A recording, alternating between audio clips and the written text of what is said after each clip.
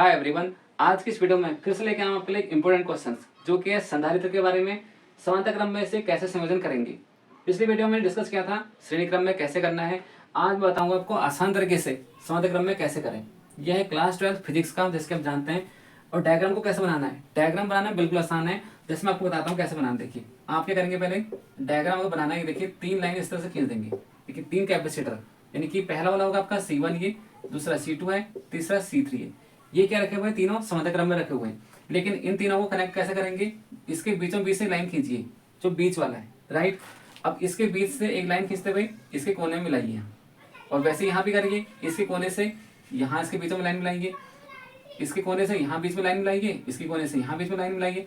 कितना आसान था, देखिए काफी आसान था ना, मजा आ रहा ना। एक लाइक तो बनता है। तो देखिए उसके बाद आप क्या करना है, इसको लाइन खींचिए, इधर को लाइन इधर खींचिए। उसके बाद आप देखिए इस तरह से यहाँ से स्प्रिंग की तरफ घुमा दीजिए, और यहाँ से आप बना देंगे इसमें पृथ्वी। ठीक है, ये एक लाइन को थोड़ा कम करते हो जाइए, और यहाँ लिख देंगे फिर पृथ्वी। और ये आपका हो जाएगा बी सिरा, उधर कर देंगे ए सिरा। ठीक है, मान सकते हैं कुछ भी, पी क्यू लिख दीजिए, एम एन लिख दीजिए, ए बी सी डी कुछ भी लिख दीजिए। ओके, यहाँ C1 C2 C3। हम संधारित्र को सी से क्यों लिख रहे हैं हर बार, क्योंकि इंग्लिश में से कैपेसिटर बोलते हैं ना, तो इसलिए हम C1 C2 C3 लिख दे रहे हैं। अगर आपको कुछ और लिखना है आप लिख सकते हैं। ओके, फिलहाल हम इसमें C1 C2 C3 लिख रहे हैं। तो ये तो हो गया डायग्राम कैसे बनाना है। पहली बात तो ये थी डायग्राम कैसे बनाएंगे अपने मन से। जब डायग्राम नहीं बनेगा तो आर्टिकल के आप क्या करेंगे फिर। ठीक है, तो डायग्राम बना दिया है। अब मैं बताता हूँ प्रूफ कैसे करना है। डायग्राम को देख के आपको लिखना होता है, जरूरी नहीं किताबी लैंग्वेज लिखिए। किताब में इतना सारा लंबा लिखा है, वो उतना कुछ नहीं करना है। मैं बताता हूँ कैसे करना, सिंपल। माना 3 संधारित्र हैं, C1, C2 व C3 हैं। तीनों संधारित्र को समांतर क्रम में जोड़ा गया है, ऐसा लिख देना है। और इसमें क्या होता है, देखिए पहले वाले में क्या था, हमने जब श्रेणी क्रम वाला करा था पिछली वीडियो में, वहां पर क्या था, आपका आवेश सेम था, यानी कि चार्ज। यहाँ पर क्या होगा, आपका आवेश सेम नहीं होगा। यहाँ पे क्या सेम होगा, विभवांतर। सब में विभवांतर सेम होगा। ओके, तो आवेश अलग अलग होगा। यहाँ पर आवेश होगा Q1, यहाँ पर आवेश होगा Q2, यहाँ पर आवेश होगा Q3। मैं प्रूफ करके बताता हूँ आपको। पहले इसको इरेज कर लेते हैं, जिससे हमें यहाँ पर लिखने में कोई प्रॉब्लम ना हो। ओके, यहाँ पे मैंने आपको बोला था पहले वाले में जो आवेश होगा आपका Q1 होगा, दूसरे वाले में आवेश होगा आपका Q2 होगा, तीसरे वाले में आवेश होगा आपका Q3 होगा। अब देख सकते हैं आप यहाँ पर, जबकि विभवांतर समय क्या होगा, सेम होगा। तो यहाँ पर मैं लिख सकता हूँ पहले, माना 3 संधारित्र हैं आपके, 3 संधारित्र हैं। हम स्पीड में लिख रहे हैं।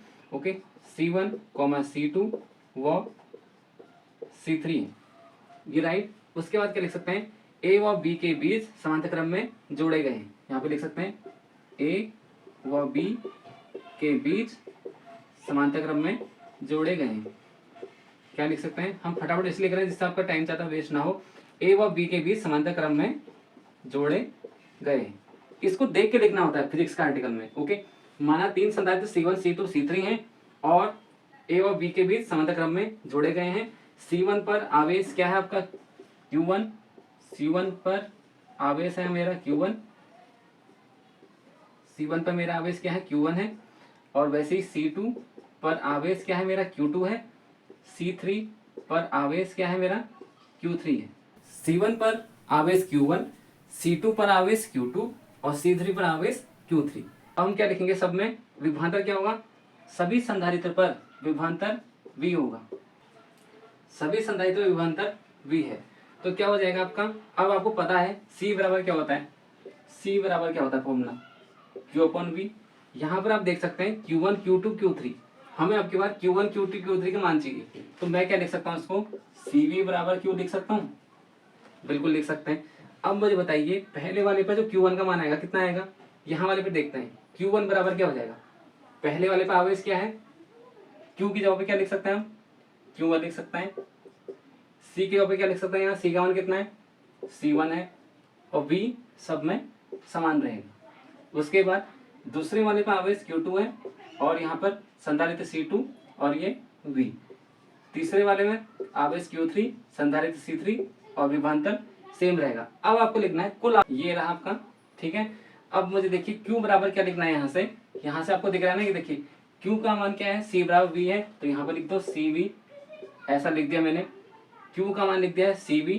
अब यहाँ पे लिखते हैं Q1 का मान कितना है C1V, Q2 का मान कितना है C2V। ये देखिए Q3 की जगह पे क्या लिख दूं C3V। आप समझ पा रहे होंगे, यहाँ पर हम जब C कॉमन लेंगे, सॉरी V कॉमन लेंगे, तो मेरा अंदर क्या बचेगा C1 plus C2 plus C3। अब मेरा V से V कट जाने के बाद C बराबर क्या आ जाएगा C1 plus C2 plus C3। ये आपका किसमें हो गया समांतर क्रम में।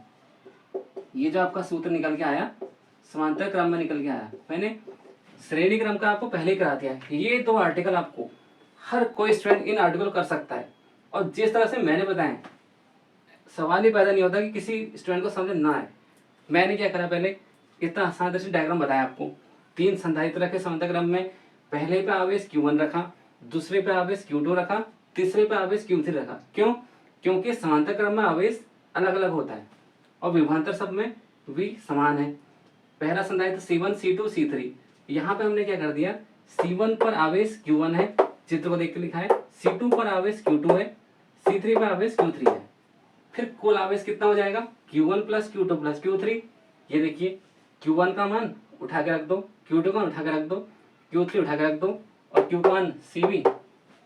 यहाँ से पुट करने के बाद इससे आसान आर्टिकल और ये जो मेथड मैंने आपको बताया आपको पूरे यूट्यूब में कहीं नहीं मिलेगा। उसके बावजूद भी अगर आप हमारी वीडियो को लाइक नहीं करना चाहते हैं तो कोई बात नहीं, हमारा मकसद है आपकी हेल्प करना, ना कि वीडियो में ज़्यादा लाइक कमाना, ना कि ज़्यादा वीडियो में कमेंट करवाना। ओके, तो ऐसी हम हेल्प करते रहेंगे आपके लिए। Thank you so much.